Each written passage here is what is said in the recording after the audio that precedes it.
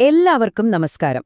ഖുർആൻ ലോകമെമ്പാടുമുള്ള കോടിക്കണക്കിന് ആളുകൾക്ക് അത് ദൈവീകവും മാറ്റങ്ങൾ വരാത്തതുമായ ഒരു ഗ്രന്ഥമാണ്. പക്ഷേ നമ്മുടെ കയ്യിലുള്ള സോഴ്സുകൾ പറയുന്നത് കുറച്ചുകൂടി സങ്കീർണമായ ഒരു കഥയാണ്. അപ്പോ ഖുർആന്റെ നമുക്കേറെ പരിചിതമായ ചരിത്രത്തിന് സമാന്തരമായി പോകുന്ന ഒരുപാട് വിവാദങ്ങൾ നിറഞ്ഞ ഒരു ബദൽ ചരിത്രത്തിലേക്കാണ് നമ്മൾ ഇന്ന് ഇറങ്ങിച്ചെല്ലാൻ പോകുന്നത്. അതുകൊണ്ട് നമുക്ക് നേരെ വിഷയത്തിലേക്ക് വരാം. ഈ ഒരൊറ്റ ചോദ്യത്തിൽ നിന്ന് തന്നെ തുടങ്ങാം. ഇന്ന് നമ്മുടെ കയ്യിലുള്ള, നമ്മൾ വായിക്കുന്ന ഈ ഖുർആൻ പ്രവാചകന് ലഭിച്ചതിന്റെ പൂർണ്ണവും യഥാർത്ഥവുമായ രൂപം തന്നെയാണോ? ഈയൊരു ചോദ്യത്തിനുള്ള ഉത്തരമാണ് നമ്മൾ ഈ വിശകലനത്തിലൂടെ തേടുന്നത്. ഈ വിഷയത്തിലേക്ക് ആഴത്തിൽ പോകും മുൻപ് നമുക്ക് പൊതുവായൊരു വിശ്വാസം എന്താണെന്ന് നോക്കാം. ഇസ്ലാമിക ലോകത്തെ മുഖ്യധാരാ വിശ്വാസത്തിന്റെ അടിസ്ഥാനം തന്നെ ഈയൊരു ഖുർആൻ വാക്യമാണ്. നാമാണ് ഈ ഉത്ബോധനം അവതരിപ്പിച്ചത്. നാം തന്നെ അതിനെ കാത്തുസൂക്ഷിക്കുകയും ചെയ്യും. അതായത് ദൈവം തന്നെ അതിന്റെ സംരക്ഷണം ഏറ്റെടുത്തിരിക്കുന്നു. ഈയൊരു ഉറപ്പിൽ നിന്നാണ് ഖുർആൻ ഒരു മാറ്റവുമില്ലാതെ ഇന്നും നിലനിൽക്കുന്നു എന്ന വിശ്വാസം വരുന്നത്. നമ്മുടെ സോഴ്സ് തന്നെ പറയുന്നതനുസരിച്ച് സുന്നികളും ഷിയാകളും ഉൾപ്പെടെയുള്ള ബഹുഭൂരിപക്ഷം മുസ്ലിംകളും വിശ്വസിക്കുന്നത് ഇതുതന്നെയാണ്. അവർക്ക് ഇന്ന് കാണുന്ന ഖുർആൻ പ്രവാചകൻ അവതരിപ്പിക്കപ്പെട്ട അതേ രൂപത്തിലുള്ള ഒരു വാക്കുപോലും മാറാത്ത ഗ്രന്ഥമാണ്. ഇതൊരു വെറും വിശ്വാസം മാത്രമല്ല, അവരുടെ മതപരമായ ജീവിതത്തിന്റെ തന്നെ അടിത്തറയാണ്. പക്ഷേ ഇവിടെയാണ് കാര്യങ്ങൾ സങ്കീർണമാകുന്നത്. ഷിയ വിശ്വാസമനുസരിച്ച് പ്രവാചകന് ശേഷമുള്ള ദൈവീക നേതാക്കളായ ഇമാമുകൾ വളരെ പ്രധാനപ്പെട്ടവരാണ്. അപ്പോൾ നമ്മുടെ സോഴ്സ് ഒരു നിർണായക ചോദ്യം ചോദിക്കുകയാണ്. ഈ ഇമാമത്ത് അഥവാ ഇമാമുകളുടെ പിന്തുടർച്ച അത്രയ്ക്കും പ്രധാനപ്പെട്ട ഒരു കാര്യമാണെങ്കിൽ എന്തുകൊണ്ടാണ് ഖുർആനിൽ അലിയുടെയോ മറ്റ് ഇമാമുകളുടെയോ പേര് നേരിട്ട് പറയാത്തത്? ഈ ഒരു ചോദ്യത്തിൽ നിന്നാണ് ഈ ബദൽ ചരിത്രം അതിന്റെ വാദങ്ങൾ തുടങ്ങുന്നത്. ഈ ബദൽ വാദങ്ങൾ ഒരു പ്രത്യേക വിഭാഗത്തെ കൂടി ലക്ഷ്യം വെക്കുന്നുണ്ട്. അവരെ ഖുറാനിസ്റ്റുകൾ എന്ന് വിളിക്കാം. അതായത് പ്രവാചകന്റെ വാക്കുകളോ ചര്യകളോ വേണ്ട, ഞങ്ങൾക്ക് ഖുർആൻ മാത്രം മതി എന്ന് വിശ്വസിക്കുന്നവർ. ദൈവത്തിന്റെ ഗ്രന്ഥം ഞങ്ങൾക്ക് മതി എന്നൊരു ചരിത്രപരമായ നിലപാടുമായി സോഴ്സ് ഇവരെ ബന്ധിപ്പിക്കുന്നുണ്ട്. പക്ഷേ സോഴ്സ് തിരിച്ചു ചോദിക്കുന്നത് ഇതാണ്: നിങ്ങൾ മുറുകെ പിടിക്കുന്ന ആ ഗ്രന്ഥം അത് പൂർണ്ണമാണെന്ന് നിങ്ങൾക്ക് എന്തുറപ്പുണ്ട്? ഇവിടെയാണ് സോഴ്സ് അതിന്റെ ഏറ്റവും പ്രധാനപ്പെട്ട ഒരു വാദം മുന്നോട്ടുവെക്കുന്നത്. ഇന്ന് നമ്മൾ കേൾക്കുന്നതിൽ നിന്ന് നേരെ തിരിച്ചൊരു കാര്യമാണത്.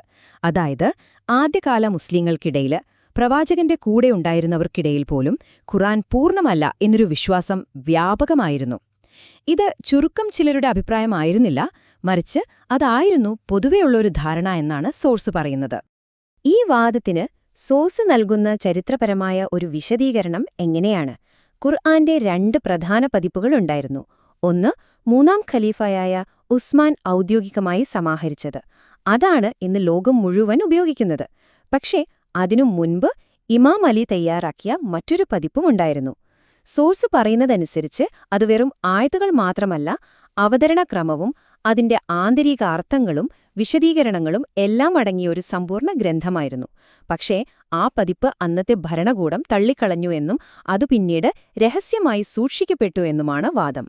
ഇനി പറയാൻ പോകുന്നത് ഒരു പക്ഷേ ഈ വിശകലനത്തിലെ ഏറ്റവും ഞെട്ടിക്കുന്ന ഒരു കാര്യമാണ്. ഇത് ഏതെങ്കിലും ഒരു വിഭാഗത്തിന്റെ മാത്രം റിപ്പോർട്ടല്ല.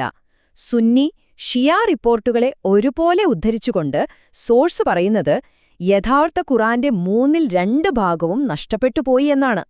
അതായത് ഇന്ന് നമ്മുടെ കയ്യിലുള്ളത് യഥാർത്ഥ ഗ്രന്ഥത്തിന്റെ 1/3 ഭാഗം മാത്രമാണത്രേ. ഈ നഷ്ടപ്പെട്ട ഭാഗങ്ങളെക്കുറിച്ച് സോഴ്സ് നൽകുന്ന ആദ്യത്തെ തെളിവുകളിലൊന്നു വരുന്നത് 2ാം ഖലീഫയായ ഉമറിൽ നിന്നാണ്. വിവാഹിതരായവർ വ്യഭിചരിച്ചാൽ കല്ലെറിഞ്ഞു കൊല്ലണമെന്നൊരു നിയമം ഖുർആനിലുണ്ടായിരുന്നു എന്ന് അദ്ദേഹം ഓർത്തെടുക്കുന്നുണ്ട്. പക്ഷേ പിന്നീട് ആളുകൾ ഖുർആനിൽ ഇല്ലാത്തത് കൂട്ടിച്ചേർത്തു എന്നു പറയുമോ എന്ന പേടികൊണ്ട് അത് ഗ്രന്ഥത്തിൽ ചേർത്തില്ല എന്നും അദ്ദേഹം പറഞ്ഞതായി സോഴ്സ് ഉദ്ധരിക്കുന്നു. സോഴ്സ് ഉദ്ധരിക്കുന്ന അടുത്ത സംഭവം ഇതിലും വിചിത്രമാണ്. പ്രവാചക പത്നി ആയിഷയിൽ നിന്നുള്ള ഒരു റിപ്പോർട്ട് പ്രകാരം ചില ഖുർആൻ വാക്യങ്ങൾ ഒരു കടലാസിലെഴുതി അവരുടെ കെട്ടിലിനടിയിൽ വെച്ചിരുന്നു. എന്നാൽ പ്രവാചകന്റെ മരണശേഷമുള്ള തിരക്കിനിടയിൽ ഒരു ആട് മുറിയിൽ കയറി ആ കടലാസ് തിന്നുപോയി. അങ്ങനെ ആ ഖുർആൻ വാക്യങ്ങൾ എന്നേക്കുമായി നഷ്ടപ്പെട്ടു എന്നാണ് സോഴ്സ് പറയുന്നത്. ഈ നഷ്ടപ്പെട്ടുവെന്ന് പറയുന്നവയുടെ ലിസ്റ്റ് ഇവിടെ തീരുന്നില്ല കേട്ടോ. മുതിർന്നവർക്ക് മുലയൂട്ടുന്നതിനെക്കുറിച്ചുള്ള വാക്യങ്ങൾ, പിന്നെ ഖുറാനിലെ ഏറ്റവും വലിയ അധ്യായമായ സൂറത്തുൽ ബക്കറയുടെ അത്രയും നീളമുള്ള ഒരധ്യായം മുഴുവനായും, പിന്നെ ചില അനുചരന്മാർ ഓർത്തെടുത്തതും മറ്റു ചിലർ വേറെ രീതിയിൽ ഓർത്തെടുത്തതുമായ ഭാഗങ്ങൾ, ഇതെല്ലാം യഥാർത്ഥ ഖുറാനിൽ നിന്ന് നഷ്ടപ്പെട്ടു എന്നാണ് സോഴ്സ് വാദിക്കുന്നത്. എന്നാൽ സോഴ്സ് ഉന്നയിക്കുന്ന ഏറ്റവും വലിയ വാദം ഇതൊന്നുമല്ല. വെറും വാക്യങ്ങളോ ഭാഗങ്ങളോ അല്ല. 2 മുഴു അധ്യായങ്ങൾ, അതായത് 2 സൂറത്തുകൾ തന്നെ ഖുർആനിൽ നിന്ന് നീക്കം ചെയ്യപ്പെട്ടു. പക്ഷേ അവ എന്നേക്കുമായി നഷ്ടപ്പെട്ടിട്ടില്ല, മറിച്ച് രഹസ്യമായി സംരക്ഷിക്കപ്പെട്ടിട്ടുണ്ട് എന്നും സോഴ്സ് അവകാശപ്പെടുന്നു. ആ അധ്യായങ്ങളുടെ പേരുകൾ ഇവയാണ്: സൂറത്തുൽ വിലായ അഥവാ രക്ഷാകർതൃത്വത്തിന്റെ അധ്യായം, പിന്നെ സൂറത്തുൻ നൂറൈൻ, അതായത് 2 പ്രകാശങ്ങളുടെ അധ്യായം. ഈ പേരുകൾ സൂചിപ്പിക്കുന്നതുപോലെ തന്നെ ഇവ രണ്ടും പ്രവാചകന് ശേഷമുള്ള നേതൃത്വത്തെയും രക്ഷാകർതൃത്വത്തെയും കുറിച്ചായിരുന്നു സംസാരിച്ചിരുന്നത് എന്നാണ് സോഴ്സ് വാദിക്കുന്നത്. അപ്പോ ഈ നഷ്ടപ്പെട്ടു എന്ന് പറയപ്പെടുന്ന സൂറത്തുൽ വിലായയിൽ നിന്നുള്ള ഒരു ഭാഗം നോക്കൂ. ഇതിൽ പ്രവാചകനിലും ഒരു രക്ഷാധികാരിയിലും വിശ്വസിക്കാൻ പറയുന്നു. അവസാനം ആ സാക്ഷിയുടെ പേര് വളരെ വ്യക്തമായിട്ടെന്നെ പറയുന്നുണ്ട്: അലി സാക്ഷികളിൽ ഒരാളാകുന്നു. സോഴ്സ് വാദിക്കുന്നതിതാണ്: ഇമാം അലിയുടെ പേര് ഇത്ര വ്യക്തമായി പറയുന്നതുകൊണ്ടാണ് ഈ ഭാഗങ്ങൾ ഔദ്യോഗിക ഖുർആനിൽ നിന്ന് നീക്കം ചെയ്യപ്പെട്ടത്. അങ്ങനെയെങ്കിൽ ആ സമ്പൂർണ്ണ ഖുർആൻ ഇപ്പോൾ എവിടെയാണ്? സോഴ്സ് നൽകുന്ന ഉത്തരം അത് നഷ്ടപ്പെട്ടിട്ടില്ല, മറിച്ച് വളരെ സുരക്ഷിതമായി സൂക്ഷിക്കപ്പെട്ടിരിക്കുന്നു എന്നാണ്. ഒരു പുസ്തകമായിട്ടല്ല, ദൈവികമായി നയിക്കപ്പെടുന്ന ഇമാമുകളുടെ പക്കൽ അത് സംരക്ഷിക്കപ്പെട്ടിരിക്കുന്നു എന്നാണ്. സോഴ്സ് വിവരിക്കുന്നതനുസരിച്ച് ആ യഥാർത്ഥ ഗ്രന്ഥത്തിന്റെ യാത്ര ഇങ്ങനെയാണ്. ആദ്യം ഇമാം അലി അത് പൂർണ്ണമായി സമാഹരിച്ചു. പക്ഷേ അന്നത്തെ ഭരണാധികാരികൾ അത് വേണ്ടെന്ന് വെച്ചു.